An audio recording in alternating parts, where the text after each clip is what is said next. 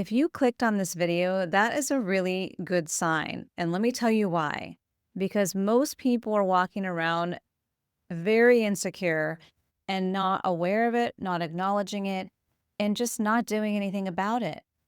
Because most of us aren't taught any of these types of things. We are learning by observing and all the modeling that's being done before us, and so on and so forth. Essentially, any idea about becoming aware of your own self-esteem, unless you're going down a psychology route, which is something I definitely support, is is then sometimes judged as like, focusing on yourself or, getting too caught up in yourself or self-care or whatever. But I'm going to spend some time here sharing with you a little bit about what are the key fundamentals that are impacting your experience of self-esteem, what it really is, and what you can do to start to shift it. I do have my iPad here with some notes. If you see me looking down, that's exactly what I'm doing.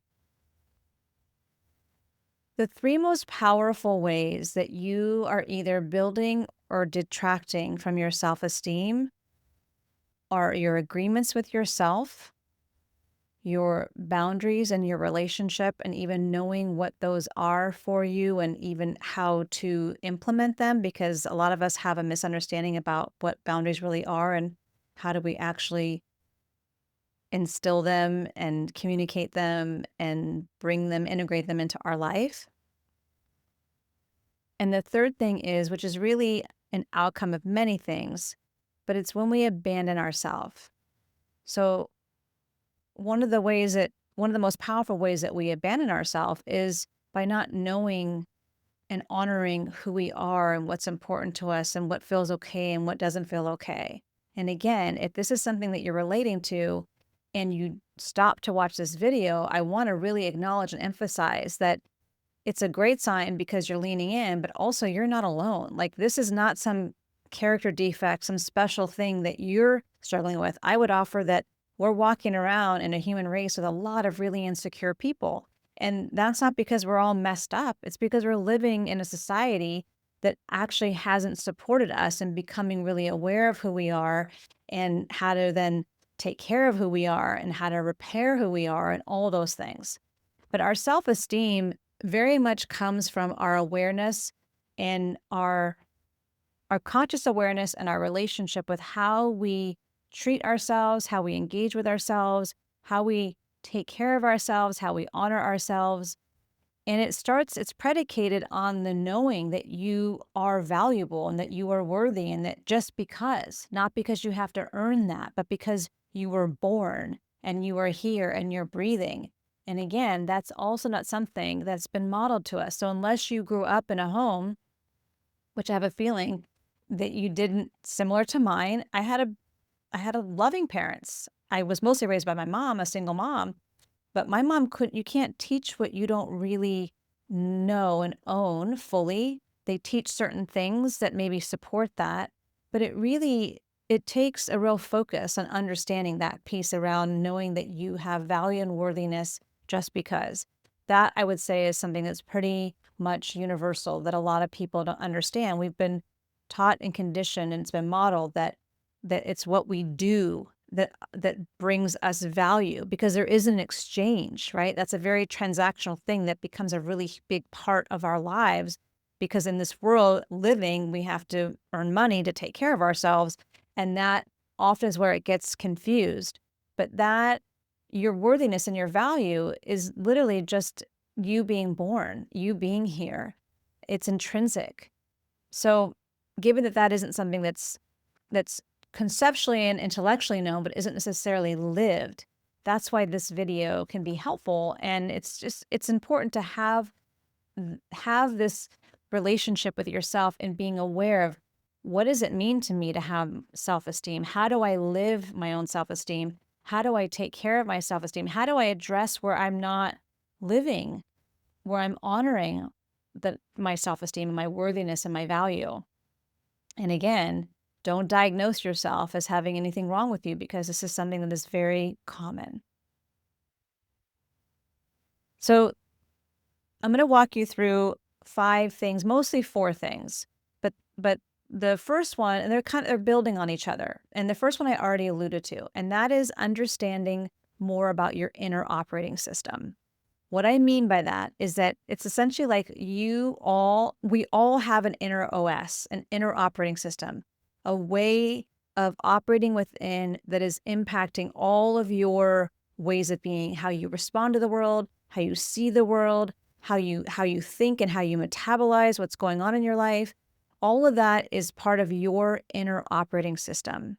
And your inner operating system is something that, again, we are not taught what this is, how it occurs.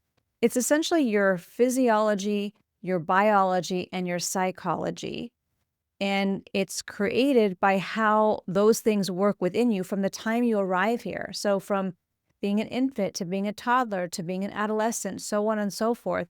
It's something that we're all always doing all the time. And what that is we're interpreting our life and our experience of our life.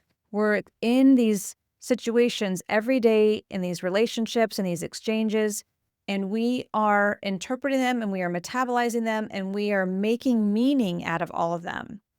And how that begins when we're little, when we're like babies, is we don't have life experience. We don't even know that this is happening. So there's no critical thinking. It's just happening.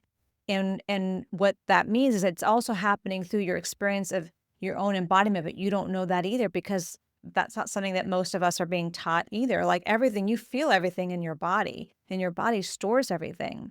So let's just say when you're a child, you observed something happen. Like maybe it was an accident. Maybe it wasn't even something like terrible that someone did in front of you. Maybe it was just an accident. And however you interpreted that, and it will also be dependent on who was around you and how they responded to it and how you felt about that. That's an example of how you will interpret, how we all interpret meaning about experiences. And that's happening all the time. So your inner operating system is also compounding over time. And how you see the world, your beliefs, your values, all of that is comprised of all those like thousands and thousands of choices and decisions that you've made throughout your life about what certain things mean.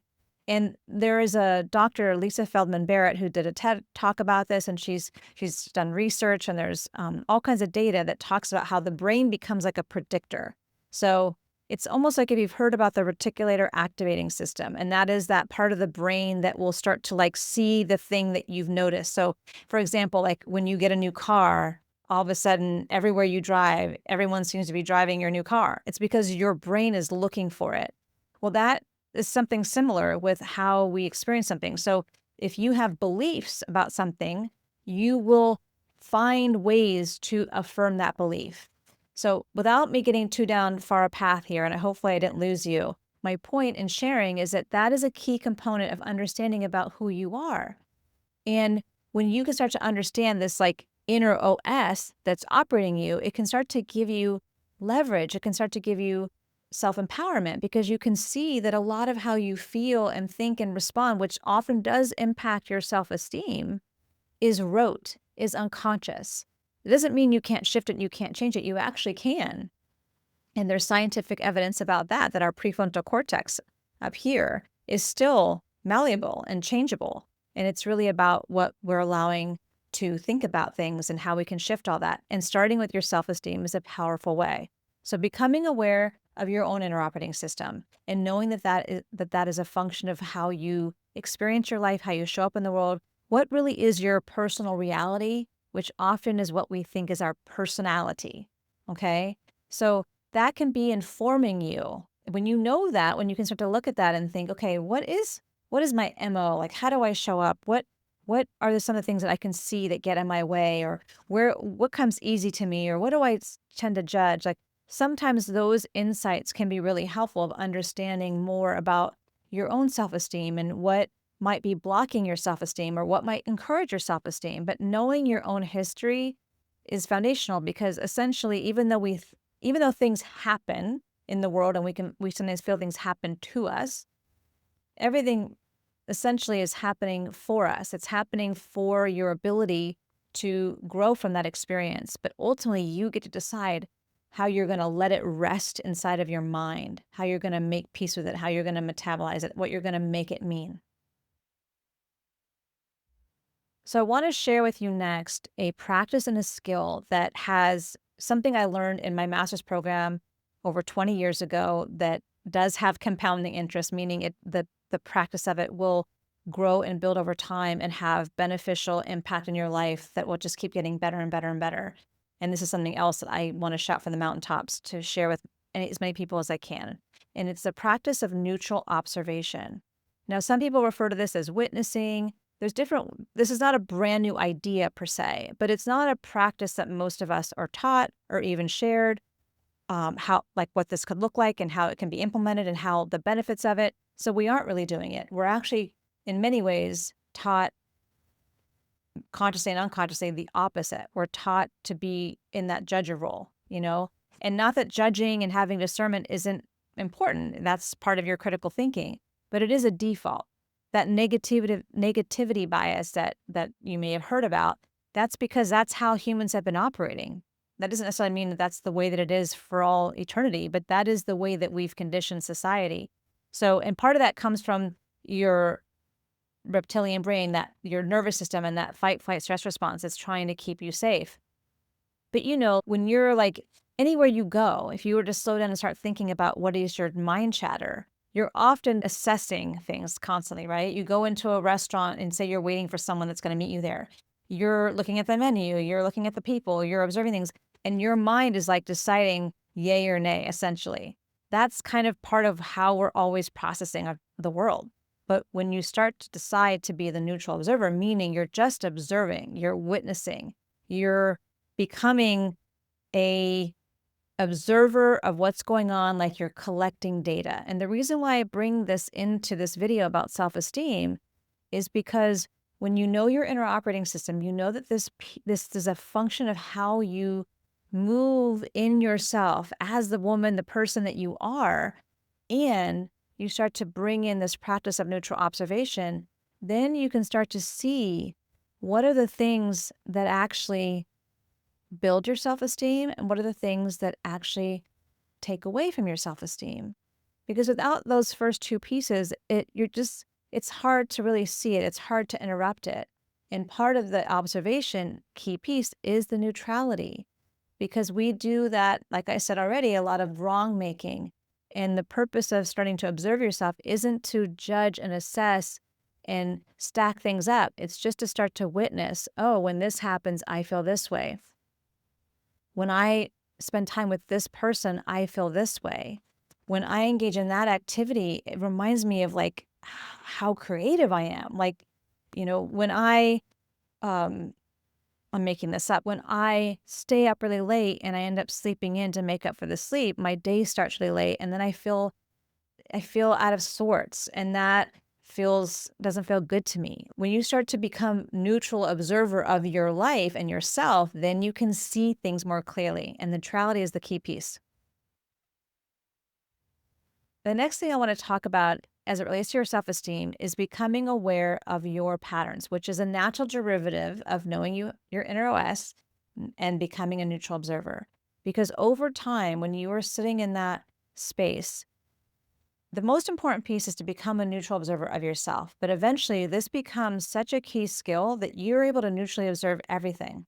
You're able to walk into meetings. You're able to witness things. You're able to show up. Not saying that that's where you're at all the time, because we still have the other components, but they live in a little bit more balanced equity inside of your modus operandi. So you can start to observe. Especially for me, I will have to remind myself, okay, what am I seeing right now? Because I don't want to get caught up in the reaction. I want to be more wise about it. So I want to neutrally observe before I decide what I'm believing, what I'm thinking, what I'm going to deduce, and what I'm going to maybe do about it if I'm going to change or take an action.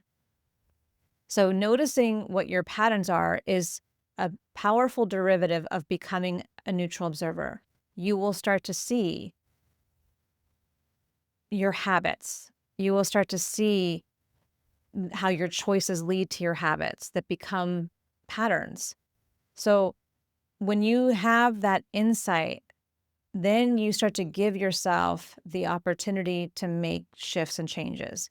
And if you're watching this video and you're interested in emboldening and strengthening your self-esteem because you know the value of what can happen in your life in its totality when you are more solid inside yourself, then and you start to become aware of things by these things I've already shared with you, it all builds off of each other. Because by the way, just you investing time in thinking about your own inner operating system and starting to neutrally observe and starting to notice your patterns, all of those things individually and compounded are things that build your self-esteem because you're making an investment in yourself.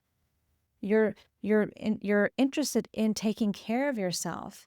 I don't know if you've had this experience. This is an example for me that I always am tickled by how much it can lift me is when I take the time to make food for myself. People call that food prep. But even when I just made myself a meal and it was like it had some steps to it, I always feel uplifted because some part of my psyche knows I just invested time in taking care of myself in the experience of participating in the act, but also of knowing, then I know how my food came on my plate. I took the steps, I nurtured it, I took care of it.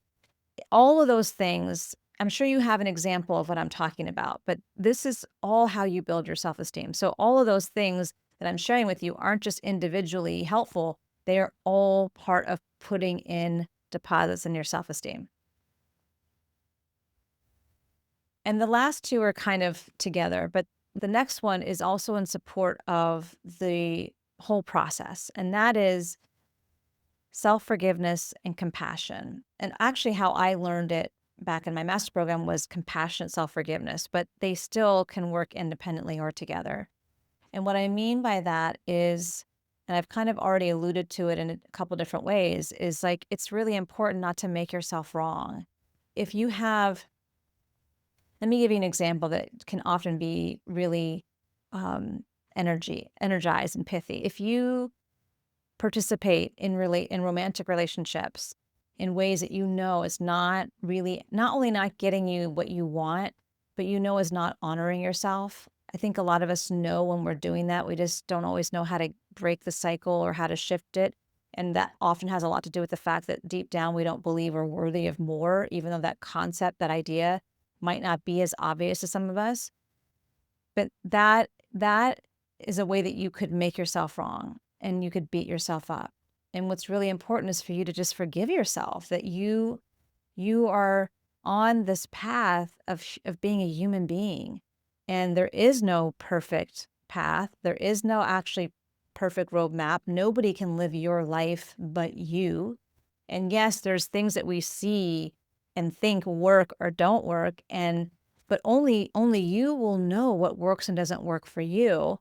But life is a series of trial and error. We've really pathologized failure when failure is really one of the most powerful ways that we learn and we grow and we expand and we see what we're capable of.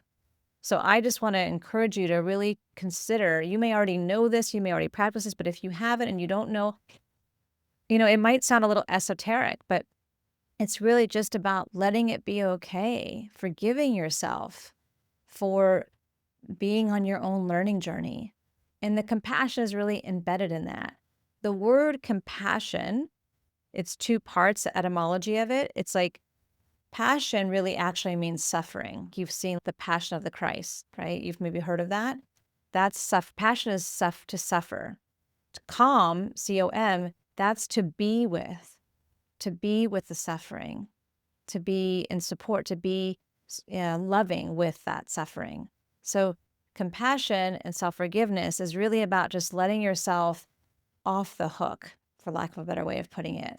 In order to really grow and to shift, we have to somewhere cross paths with self-forgiveness and compassion, because they become almost like the lubricant to being able to move into that space. I hope that landed okay, but hopefully you get the gist. It's like it becomes it's like an enforcer, but it really becomes like it clears the path. Otherwise, we can really stay stuck in a cycle. And oftentimes, if you're somebody that does a lot of self-condemnation, which can be really common with not having high self-esteem is like if they're translating messages we heard when we were kids or just making ourselves wrong, you stay stuck on that. Very rarely does negative feedback become an inspiration for us to shift. It just keeps us trapped in that negative cycle. So self-forgiveness and compassion is key. And as I said, and I kind of said this a little bit, but not specifically, ultimately, you shift your self-esteem by making deposits into your self-esteem with all the things I shared and then some. So being self-honoring, being loving, being respectful, caring, all of those things. If this is helpful, please let me know in the comments or what you might have questions or maybe what's worked for you. And if you have questions, let me know because I have more I could share that just came to mind, but I don't want to make this video any longer right now. But one of the ways I think that we, especially if you're watching this, you might be a woman who's over 30, over 40 or 50 or more. But one of the ways that we really erode our self-esteem is in our relationships and often in our romantic relationships because we're all seeking love. But a lot of us don't know how to do that in a healthy way because that really hasn't been modeled either. And we haven't been given a lot of instruction on that. And we end up often repeating what we saw. And unless you really focus in on that, you could spend a lifetime doing that. And I have a really powerful story about how I became aware that I had finally shifted in a really significant way my self-esteem and my awareness of my worthiness. And it comes from investing in yourself. I hope this video was helpful. I hope there were things here that were tangible for you. Again, let me know any questions. I work one-on-one with women. I also have a free boundaries guide that I will link down in the description that can be really helpful. There's scripts in it as well, because boundaries are a key thing of supporting you. And if you want to hear more about that, I've already said that a couple times, but I just realized that I didn't talk that much about the boundaries, and that could be really helpful. But that guide will give you a place to start. My name is Jennifer, and I will see you tomorrow.